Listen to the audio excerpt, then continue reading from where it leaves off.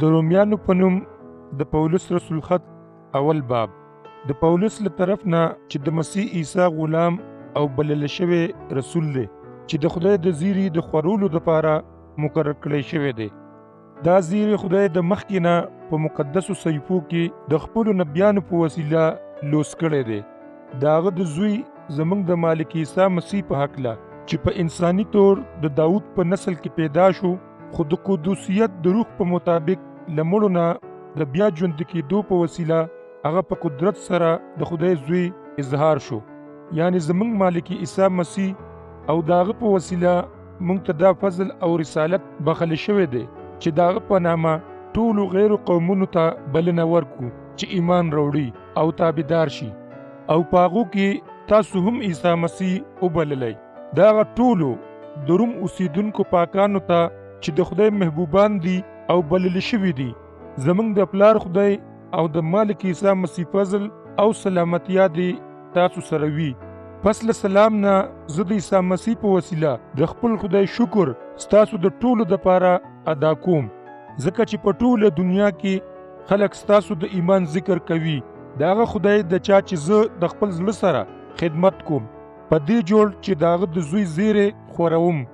هغه خدای زما ګواه دی چې زه څومره په بار بار تاسو یادوم او په خپلو دعاګانو کې دا سوال کوم چې د هغه په مرضی دی زه د دې جوګه شم چې تاسو ووینم، ځکه چې زه ستاسو د لیدو ارزومن یم او دا غواړم چې تاسو ته څه روحاني نعمت درکم چې تاسو پې قوي او مضبوط شئ، او یا دا چې زه د تاسو سره پاتې شم چې ستاسو ایمان ما زړه ورکړي او زما ایمان تاسو. خو ای زما ورونو چې تاسو په دې پوه شئ چې ما ډیر ځله د راتلو کوشش کړی دی، خو تر اوسه کامیاب شوی نه یم. تش په دې امید چې په تاسو کې څه فصل حاصل کړم لکه چې مې د دنیا په نورو غیر قومونو کې حاصل کړی دی. زه د مذهب او د غیر مذهب خلکو، د عالمانو او د عامیانو د هر چا ذمہوار او احسانمن یم، او ځکه دا غواړم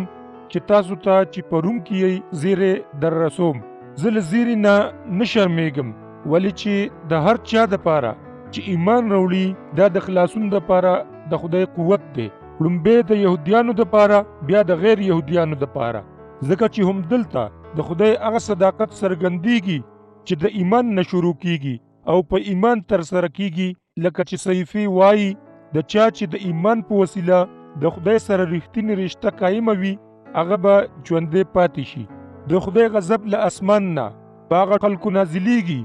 څوک چې حق په بې انصافۍ پټوي او ټولې بېدینۍ او ناراستۍ کوي، ځکه چې هر هغه څه چې د خدای په هکله خلکو ته معلوم وي هغه د هغوی د سترګو په وړاندې دي، ځکه چې خدای پخپله هغوی ته ښکاره کړي دي. ولې چې د هغه پټ صفتونه لکه د هغه دایمي قوت او الوهیت د وخته راسي د کله نه چې خدای دا دنیا پیدا کړې ده په هغه څیزونو کې څرګندوي چې هغه پیدا کړي دي. هغوی یې ویني، نو ځکه د هغوی د دې عمل دپاره هیڅ عذر نشته.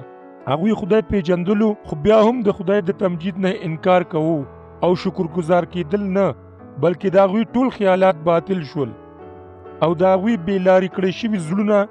په تور تم کې غورځولي شول. هغوی د خپلې هوښیارتیا لافې کولې، خو هغوی د ځان نه په خپله ناپوه احساس کړي وو، او د یو دایمي خدای د جلال په ځای یې هغه د فاني انسان د مارغانو خویدونکي چنجو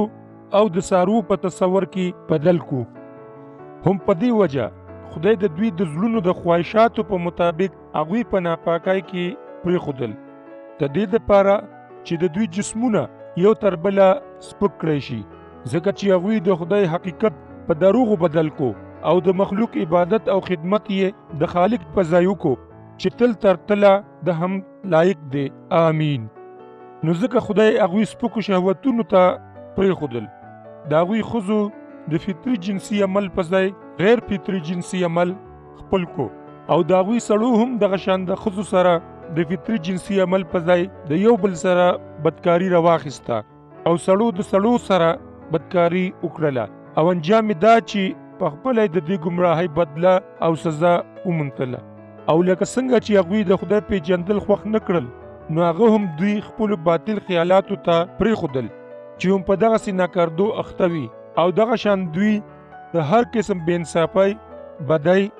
لالچ او بد خواهشاتو نه ډک شول او دوی د حسد، قتل، جګړې، ټګۍ او بغض نه ډک دي. دوی غیبت کوونکي او سازشیان دي، د خدای سپک ګڼونکي، بدسره، مغرور او لوی مار دي. دوی روانۍ جوړوي او د مور پلار عزت نه کوي. بې ضمیره او بې لوزه دي، نه یې مینه شته او نه رحم کوي. د خدای په دې امر هغوی ښه خبر دي چې هغه څوک چې داسې عمل کوي هغوی د مرګ لایق دي. خو بیا هم هغوی داسې کوي. نه یوازې دا بلکې هغوی په داسې کوونکو شابسۍ هم وایي